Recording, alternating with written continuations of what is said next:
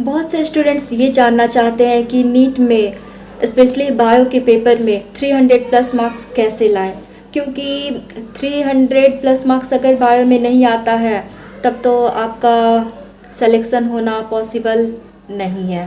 अगर 300 प्लस आप है तो चांसेस है कि आपका सिलेक्शन हो सकता है, कंफर्म नहीं बोल सकते हैं उसे।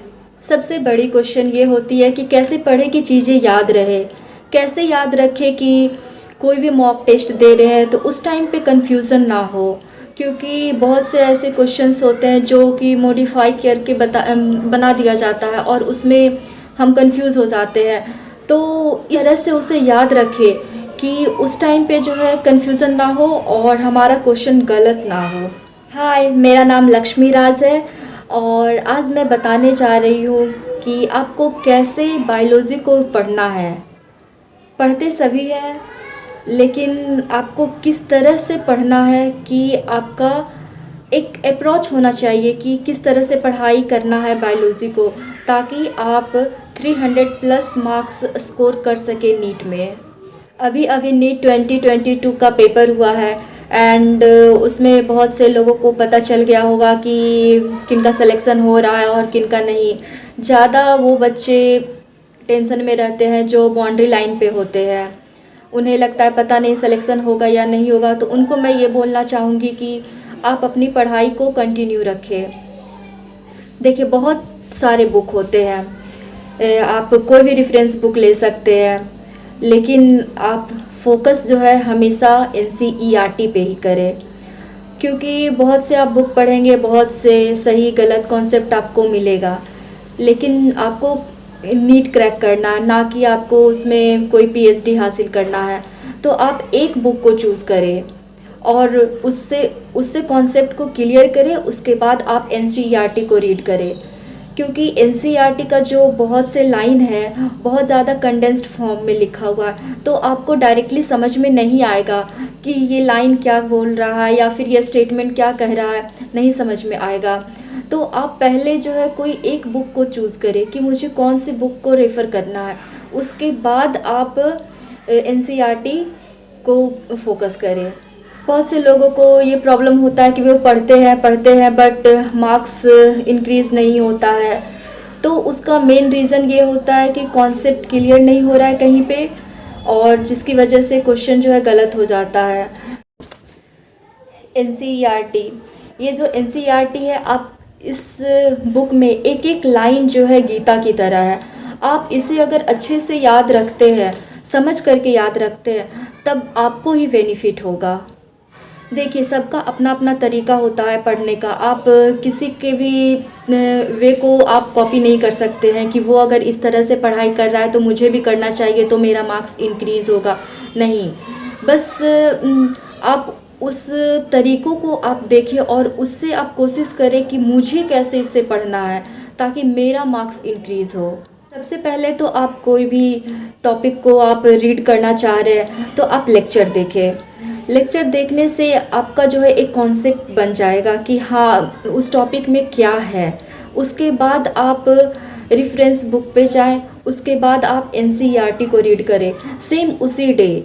अदरवाइज़ आप अगर दूसरे डे या फिर थर्ड और फोर्थ और फिफ्थ आप अगर रीड करते हैं, ठीक है, आप पढ़ तो लेंगे, लेकिन वो कॉन्सेप्ट बिल्डअप नहीं हो पाएगा जो सेम डेज़ में होगा।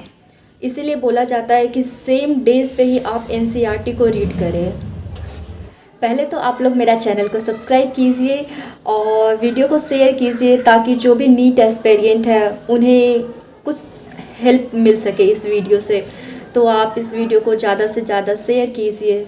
कोई भी NCERT को रीड नहीं करता है, मीन्स समझ करके नहीं वो याद कर रहा है, मतलब कि वो रट रहा है, तो कभी भी 300 प्लस वो क्रॉस नहीं करेगा। ये मैं गारंटी के साथ बोल सकती हूँ। NCERT का एक एक लाइन बहुत इम्पॉर्टेंट है, आप उसे ध्यान से पढ़ें और अभी से ही आप उसे रीड करना स्टार्ट करें। बच्चे लास्ट में 2 मंथ बचते हैं तब NCERT रीड करना स्टार्ट करते हैं, नहीं, आप वो गलती मत करें। अगर आपको अच्छा मेडिकल कॉलेज में एडमिशन लेना है तो आप अभी से ही कोशिश करें कि NCERT को साथ लेकर चले। बहुत से स्टूडेंट ऐसे भी होते हैं जो कि कोई टॉपिक रीड कर रहे हैं, अब उन्हें समझ में नहीं आया, उस टॉपिक को वो स्किप कर देते हैं और वो सोचते हैं कि वो बाद में कवर करेंगे, लेकिन वो कभी कवर नहीं होता है, क्योंकि ये गलती मैं की हूँ। तो इसलिए मैं आपको बोल रही हूँ कि कोई अगर टॉपिक आपको समझ में नहीं आ रहा है तो आप कोशिश करें कि एक बार नहीं, 2 बार नहीं, 3 बार पढ़ करके समझें, लेकिन उसे उसी टाइम पे आप कंप्लीट करने का कोशिश करें, या फिर अपने फ्रेंड या टीचर से पूछें। बट उसे जो है ना, छोड़े मत कि उसे बाद में कर लेंगे, वो कभी टॉपिक कंप्लीट नहीं होता है। मैं पहले भी बताई हूँ कि एनसीईआरटी में जो भी लाइन और स्टेटमेंट लिखा हुआ है वो बहुत ही कंडेंस्ड फॉर्म में लिखा हुआ है, तो वो उसे समझने के लिए लेक्चर या रेफरेंस बुक का ज़रूरत पड़ेगा। तो आप कोशिश करें कि साइड में ही उसे डिस्क्राइब कर ले उस लाइन को, ताकि आप रिवीजन करें तो उस टाइम पे आपको रेफरेंस बुक ओपन ना करना पड़े, और वहीं पे आप चीज़ों को समझ जाएं कि अच्छा ये लाइन का मतलब ये बोला जा रहा है। सबसे पहले तो आप वीडियो लेक्चर देखें, उसके बाद आप रेफरेंस बुक को रीड कर लें, उसके बाद आप एनसीईआरटी को रीड करें, और एनसीईआरटी को बहुत ही ध्यान से पढ़ें, क्योंकि उसका एक लाइन भी अगर आप मिस करते हैं तो आपका कॉन्सेप्ट इधर से उधर हो जाएगा। और जो भी चीज़ें आपको याद नहीं रहती है आप उसे अलग से एक कॉपी में या एक डायरी बनाएं, उसमें आप लिखें। आपको अभी लगेगा कि क्या अभी से डायरी मेंटेन करना, इसमें क्या मतलब जो याद नहीं है उसे लिख रहे, बट ये पेपर के 2 मंथ पहले यही डायरी जो है आपको काम आएगा, ये बहुत ही बेनिफिट होगा। तो अभी से आप कोशिश कीजिए कि जितना आपसे याद नहीं होता है आप उसे कॉपी में लिखें और डायरी में लिखें, और बार बार उसे देखें, ताकि वो हमेशा जो है ध्यान में रहे कि हाँ ये चीज़ें मुझसे गलती हुई है और इसे याद करना है। अब मैं बात करती हूँ डाउट के बारे में। जब पढ़ लिए, कॉन्सेप्ट क्लियर हो गया, अब बात आई क्वेश्चन बनाने का। तो क्वेश्चन बनाते वक्त डाउट को क्लियर करना है या नहीं करना है, ये 2 बातें होती है। स्टूडेंट भी 2 तरह के होते हैं, एक वो होते हैं जो डाउट क्लियर करते हैं, और दूसरे वो होते हैं जो डाउट को क्लियर नहीं करते हैं। अब आप सोच ही सकते हैं कि जो डाउट को क्लियर कर रहे हैं उनका सिलेक्शन होना है, और जो डाउट को क्लियर नहीं कर रहे हैं और मान लीजिए उसी टॉपिक से क्वेश्चन आ गया, फिर तो आपका क्वेश्चन गया, नंबर भी गया। डाउट क्लियर करने से एक्चुअली ये होता है कि आपका कॉन्सेप्ट तो क्लियर होगा ही, उससे रिलेटेड बहुत से क्वेश्चन सॉल्व होते हैं। इसलिए कोशिश कीजिए कि जो भी क्वेश्चन आप बना रहे हैं, ठीक है, आप उसे चेक करते होंगे कि कौन सा राइट है कौन सा रॉन्ग है। तो जो आपका रॉन्ग हुआ है उसे आप देखिए कि ये किस टॉपिक से है, उस टॉपिक को रीड कीजिए, नहीं समझ आया किसी से डिस्कस कीजिए, उसके बाद आप क्वेश्चन को फिर से अटेम्प्ट कीजिए, समझ आएगा आपको कि आपने गलती कहाँ पे की थी। और उससे रिलेटेड बोली तो एक क्वेश्चन नहीं 2-4 क्वेश्चन आपका सही हो सकता है।